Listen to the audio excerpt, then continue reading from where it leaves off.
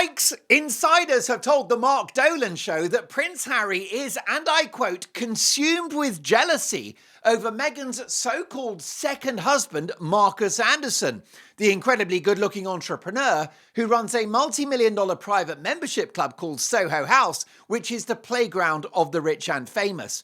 Now, Marcus Anderson has looks, money, influence, and his address book reads like a who's who of the world of showbiz and commerce, and Harry is not happy, consumed with jealousy that this man is such a significant figure in Meghan's life. Now, this guy, Marcus Anderson, he knows everyone, and he is off the charts charming. This guy could charm the pants off anyone. He's bright, he's well connected, he's very well dressed, he's suave, sophisticated, with a rich head of voluminous, lovely dark hair, piercing green eyes, and a full masculine beard. This guy is everything that Harry is not. And it would seem that the golden boy, Marcus Anderson, whose deep friendship with Meghan long predates the Sussexes' marriage, remains a central figure in her life. Meghan finds him indispensable, and he is very regularly her shadow. Now, Harry doesn't like it. Harry is deeply threatened. Of course he is. Of course he's threatened. He should be, because Marcus Anderson is everything that Harry is not. Now, it's our understanding that the Duke of Sussex is riven with jealousy, even though there is no evidence that Meghan and Marcus have at any point been intimate. We'll come to whether Marcus is gay or not in just a moment. But however platonic Marcus and Meghan may be as friends, the bond between restaurant boss and Duchess has triggered Harry, who is thin-skinned at the best of times. Let's not forget Harry is a deeply insecure man. That's why he sued the British government for royal security when he's in the UK. It's got nothing to do with his safety. If he was worried about his safety, he wouldn't go to Ukraine. He wouldn't go to China. He wouldn't go to some of the sketchier parts of New York City. But of course, it's about making sure that when he's in Britain, he's got an entourage. He needs that validation. And that's why he's so insecure at the moment, because of course he's lost all of his royal privileges. So Harry's insecure. He's achieved very little in his life and he knows that. And his self-confidence since marrying Meghan has hit rock bottom. As we've said on the show before, Meghan's efforts to destroy Harry's self-confidence are entirely strategic and fit the controlling, narcissistic, mildly abusive dynamic that exists within their relationship. It's not a marriage, it's a hostage situation. And Harry was captured by Meghan, and now she controls every aspect of his life. And he's got to have, put up with the fact that there's now this very raunchy, attractive man who's the third wheel in their marriage. So this is absolutely destroying Harry's confidence, as well it should. Because, of course, Harry is not in a good place at the moment. We've pointed that out many times. The charity stuff has been a disaster. Sentebale is a smoking ruin of a charity and a public relations dumpster fire. African Parks, a huge embarrassment. And the Invictus Games has become about Harry and Meghan. And a lot of the people at Invictus don't want Harry to be part of it anymore. They'd much rather have David Beckham or Mike Tyndall, Zara Phillips, someone else that's actually got some pedigree representing the Invictus Games. They don't want Harry. He's got no financial life now. Harry's got no job. There are no businesses, and he's lost his relationship with his family in the UK. So he's not in a good place. His self-value is now zero, which is why he's got such a chip on his shoulder about Meghan's handsome bestie. What's happened in this marriage is that Harry has been emasculated. Okay, he's nothing more than the help now. He's an accessory in his own marriage. He's a spare in his own relationship with Meghan Markle. How ironic that he wrote a bitter book about being the spare in the royal family. Well, he's the spare all over again. It's not an accident. It's all by design, because Meghan is very smart at controlling people, manipulating people, taking a chunk out of them, chewing them up and spitting them out, which of course is what she's done with Harry. But she's got crazy loyalty to this Marcus Anderson dude. And from where I'm standing, she seems to treat him a lot better and with a lot more respect than she does her own husband. She treats Harry like dirt. Did you see that footage of Meghan going to the Time 100 Most Influential People Award? I mean, that woman has got delusions of grandeur. I'm so important. I'm in the top 100, but really it's the top one. They don't say that, but I'm on the list brackets one because I'm amazing. I'm a homemaker, I'm a fashion designer, I'm a retailer, I'm a princess, I'm an actress, I'm an influencer, I'm a mental health advocate, I'm a better chef than Gordon Ramsay. Basically, I'm a genius. You're welcome. Did you know I walked on the moon? And I invented the internet. Thank you. You're welcome. It was my idea. And I wrote the first series of The Office. Anyhow, not Ricky Gervais, I wrote it. I faxed him the script and he stole it from me. So, Harry's been emasculated. He wanders around that house in Montecito like a sad sack of bones, just shuffling around the place. Oh, poor Prince Harry, the world's least happy millionaire. The only time that a smile appears on his face is when the delivery order for the Wendy burger appears and he gets a Baconator and he's happy for like 2 minutes every day.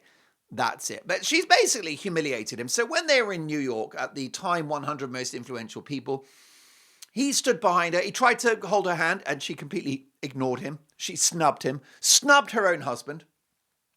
And he just was basically standing behind her at all times, like Prince Philip to Queen Elizabeth. Well, the reason why then is because Prince Philip wasn't the king. He was the Queen's husband and he understood the protocol. Well, it's quite shocking that Harry should stand behind Meghan, given the fact that Harry's the one with the actual pedigree.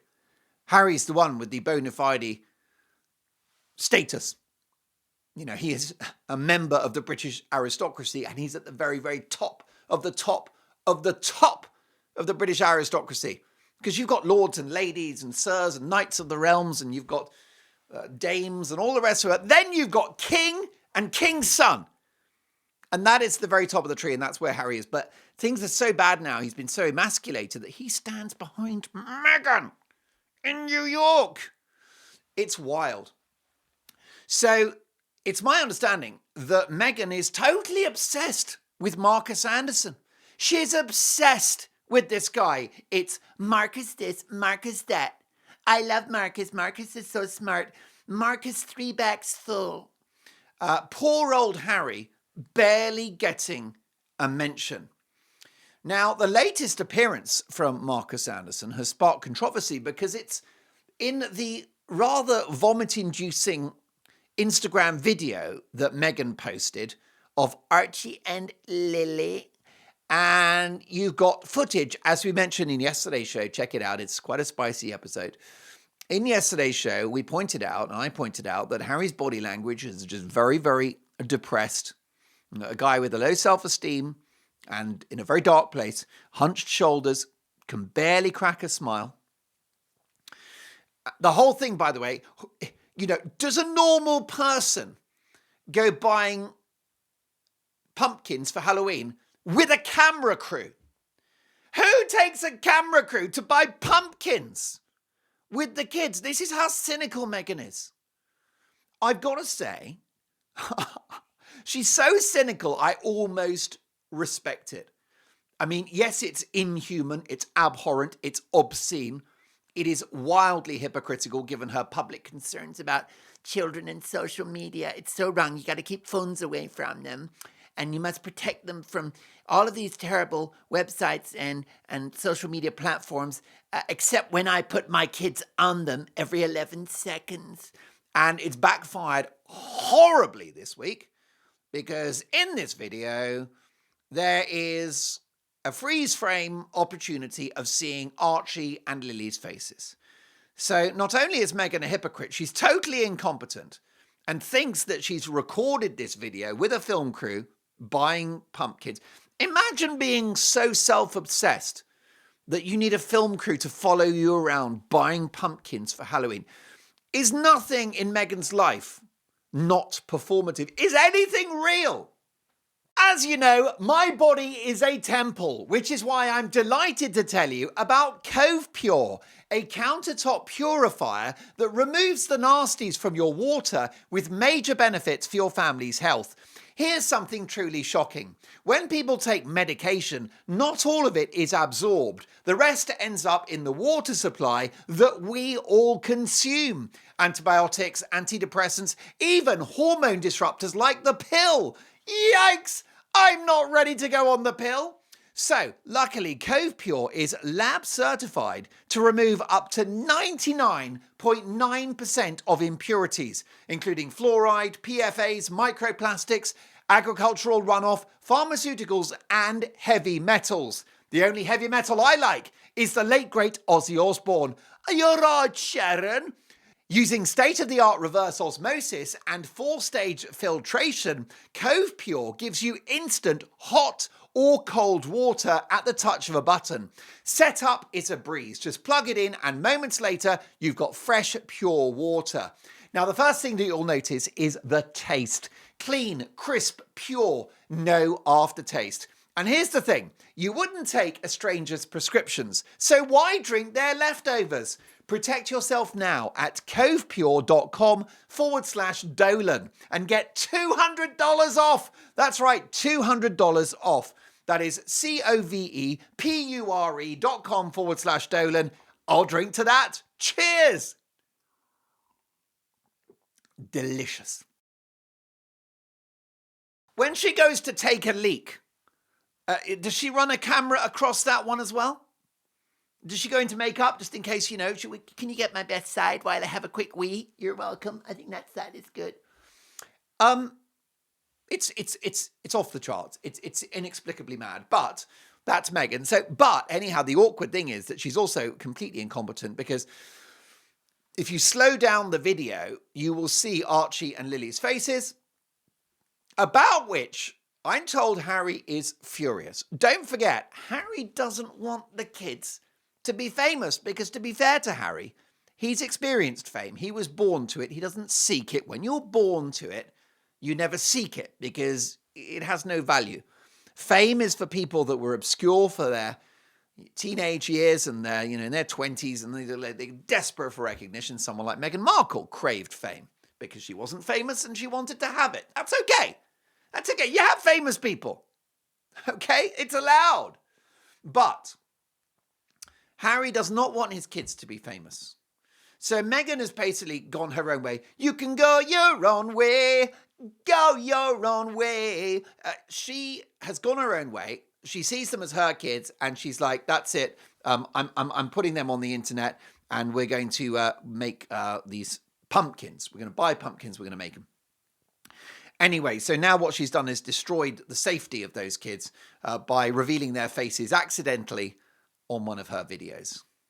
So it's blown up in her face. How ironic. But Meghan's got previous on this. Now, my understanding is that Harry doesn't want the kids to be famous and he's really worried about their safety. And do you know something? He should be.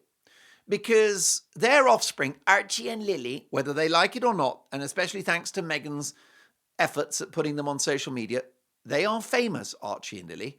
That makes them a target and they're little children and all I want is for them to be safe and I'll pay more taxes for them to be safe. I know a lot of you will disagree, but, the kids especially, but all of them really, it's not Harry's choice to be King Charles's son. And I think that, the kids must be safe too. They've got to be. And what's Meghan done? Apart from papping her own kids, right? She paps her own kids. She takes pictures of her kids and puts them on the internet. That's what a pap does. Well, Meghan does it to her own children. Aged 4 and 6. You couldn't make it up. You couldn't make it up. And then, she shows some footage of Archie watching her filming her Netflix show with sort of headphones. He's got to sit there and pretend that his mother's really impressive. And he's wearing a t-shirt which has the details of the location in California where he plays his football, right? So he's been doxed. Doxed means when you publish someone's address on the internet. Meghan paps her own kids, right? She does paparazzi images of her own kids and she doxes them as well. Now, this was an oversight, but that's how clumsy she is. And that's what happens. If you put your kids in the spotlight, then too much information will creep out and it will affect their safety. And like I said, my priority is the safety of those kids, okay? Because they are world famous and, and Meghan is not helping. So anyway, and Harry's furious about it.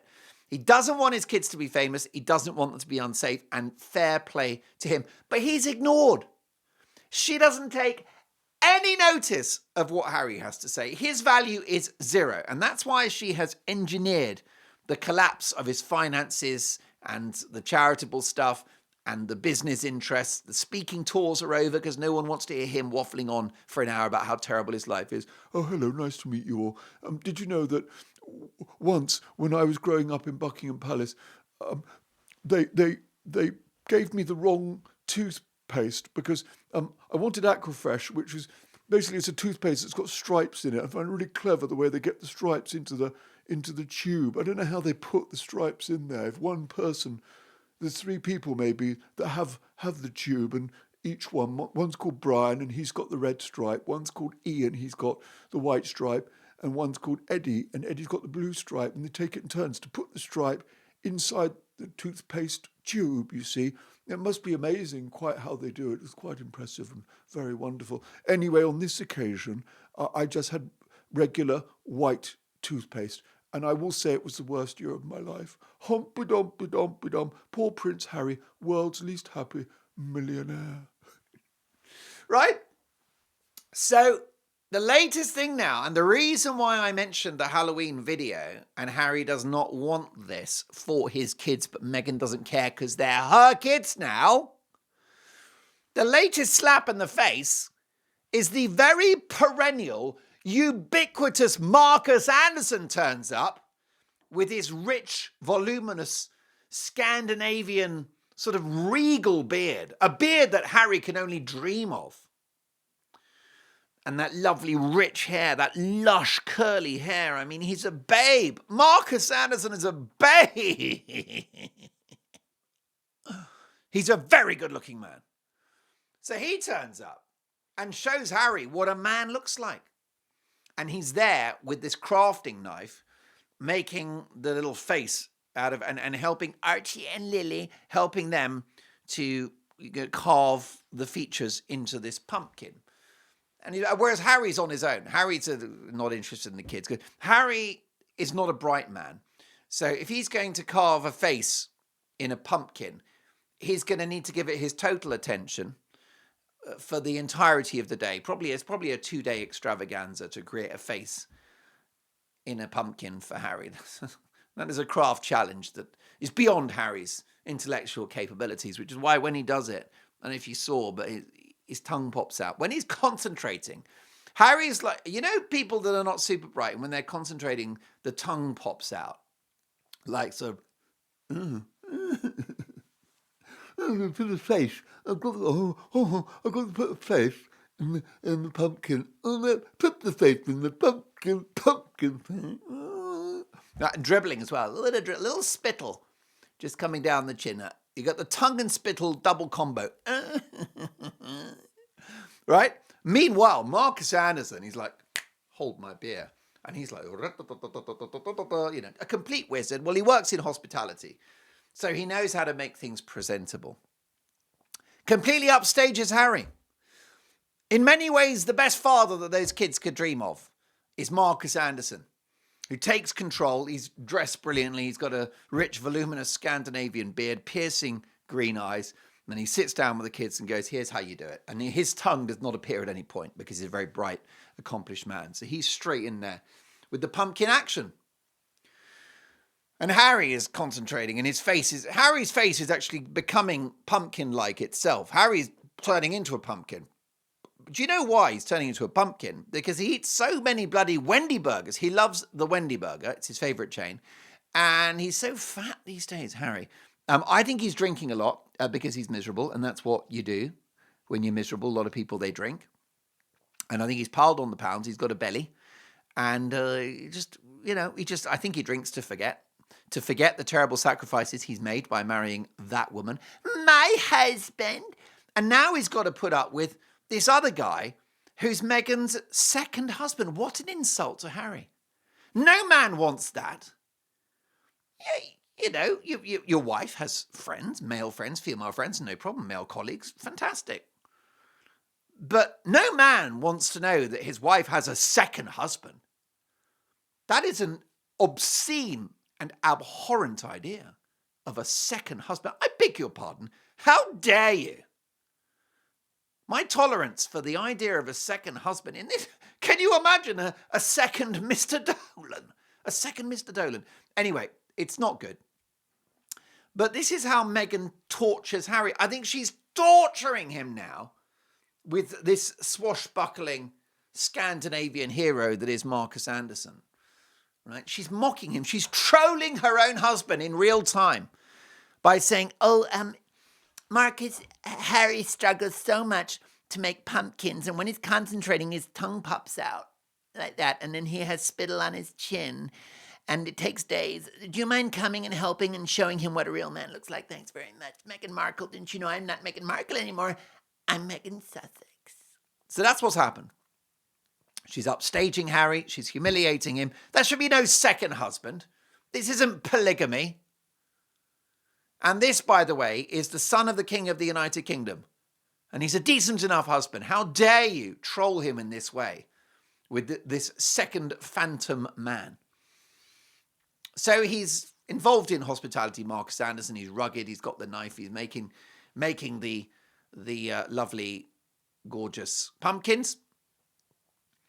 And Marcus may have no sexual interest in Meghan, right? There's no evidence. There is no evidence that Marcus has ever shown a sexual interest in Meghan.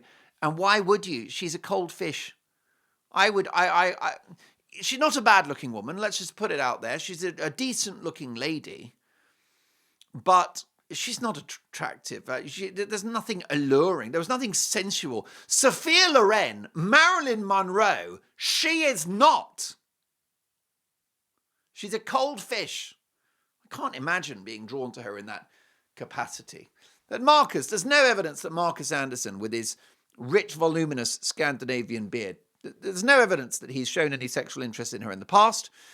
He may be gay. We don't know. And do you know what? It's none of our business. And if he's gay, good luck to him. It's a free world.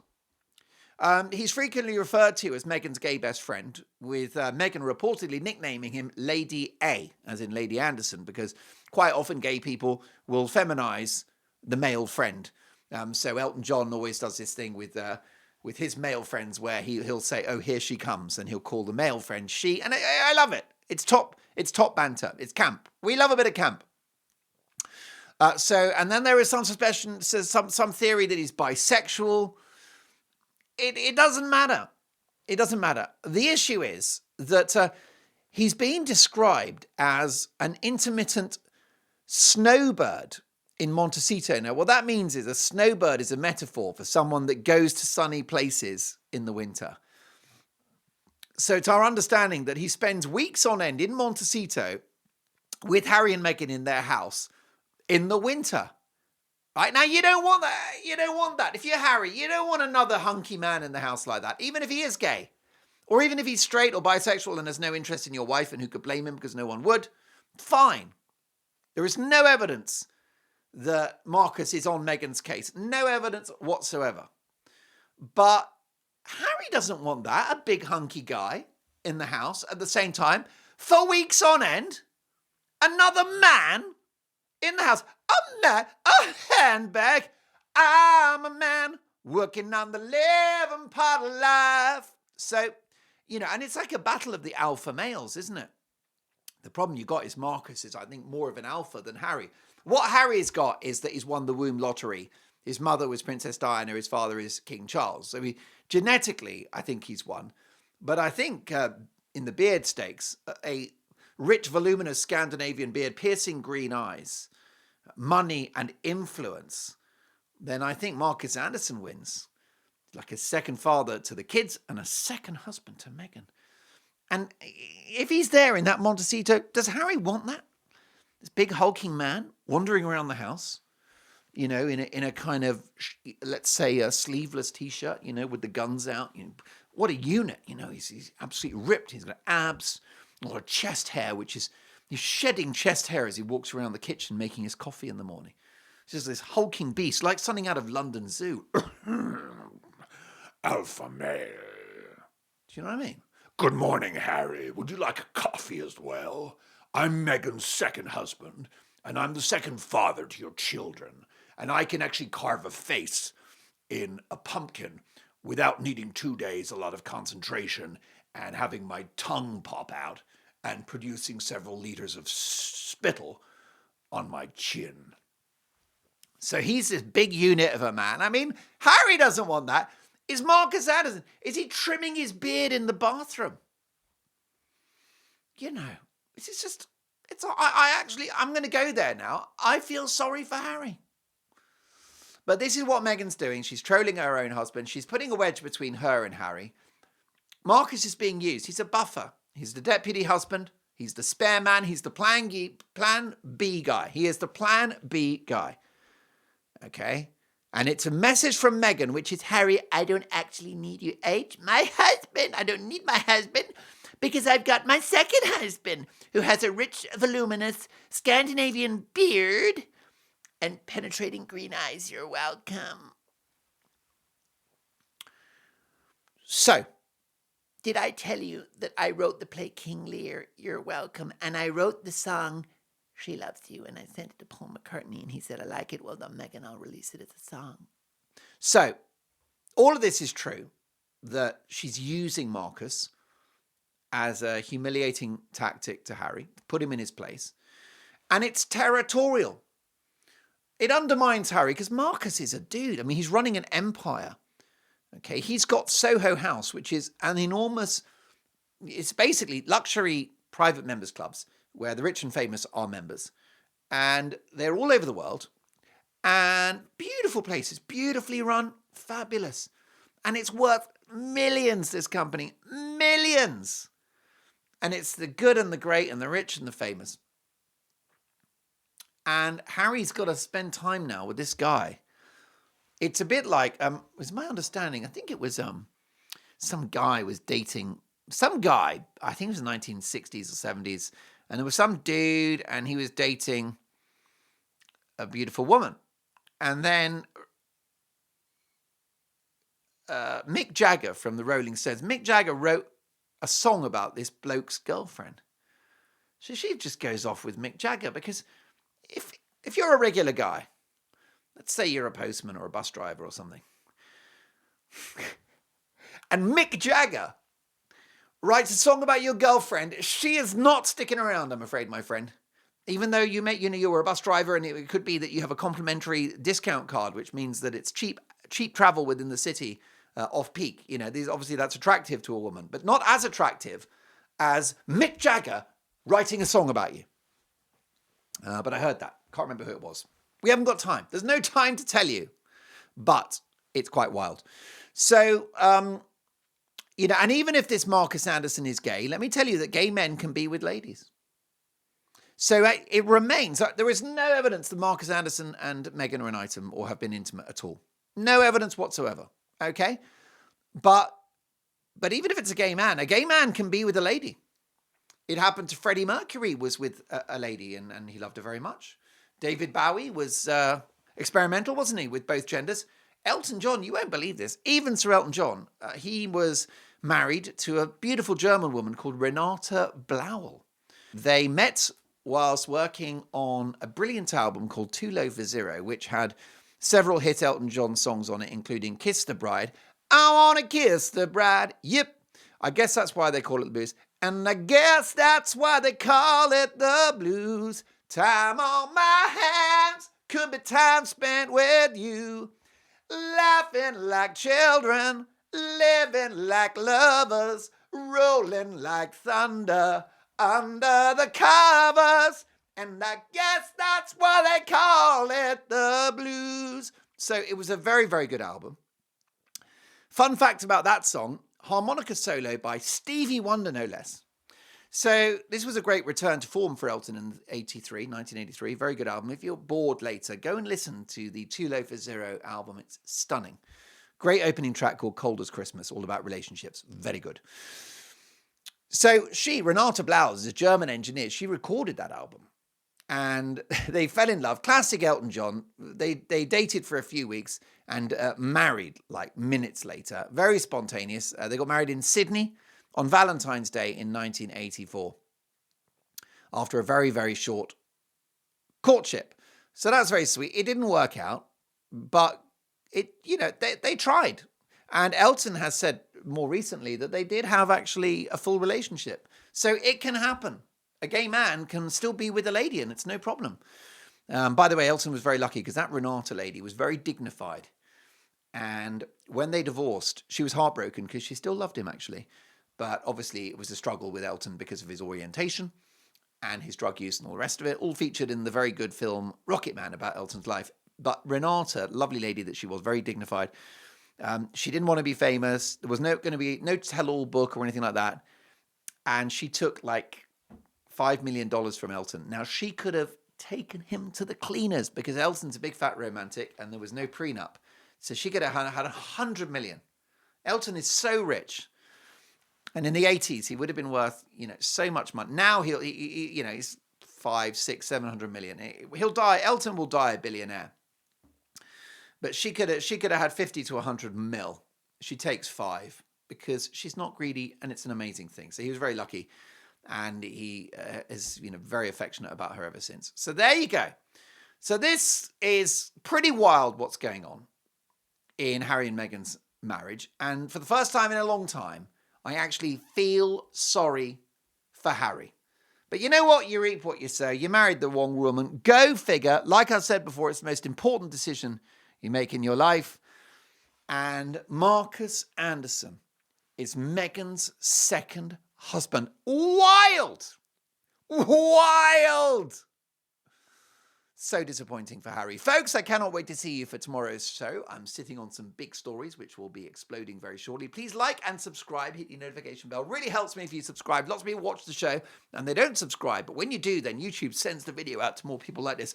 And in the meantime, I cannot wait to see you for another Mark Dolan show tomorrow. Stay awesome. It's been great to chat. Big love. Bye for now. I'm a man. I know what it feels like.